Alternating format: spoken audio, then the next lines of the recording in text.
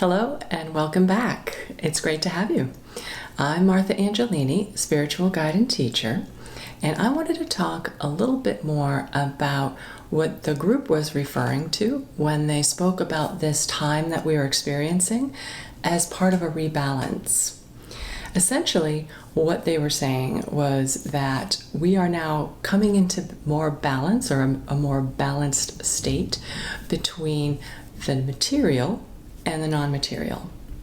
So the material being everything of form, everything that feels solid or concrete that we can experience with our five senses. Like, this chair I'm sitting in is pretty solid and I'm not falling on the floor.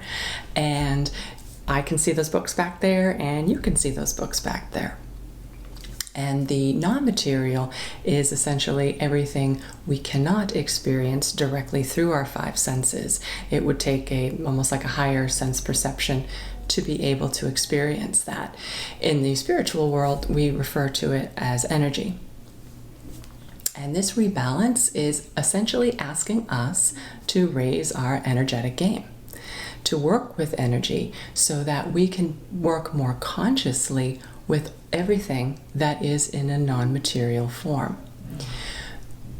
The way I understand it is that is basically from information I learned from high school chemistry, which is if you take the elements. So each element has unique qualities that make it the element that it is.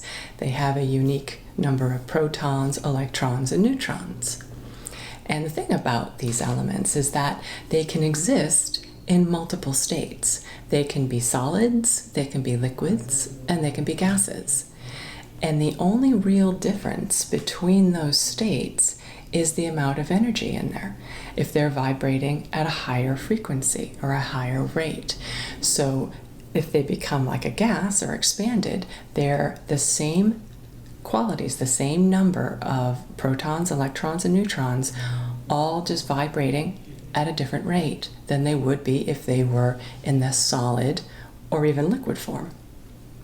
So basically what that means is that it's all the same. Material and non-material are essentially the same thing. They're just really vibrating at different frequencies. So why that's important is that if we want to work more consciously with this non-material, what we're effectively going to get is those non-material connections and interconnections that we all are a part of. This whole we are all one, that's kind of where we're all one. Now the key thing about working with this balance is really understanding that it's bringing more of the non-material view or understanding into our already understood view of the material. We don't want to negate the material.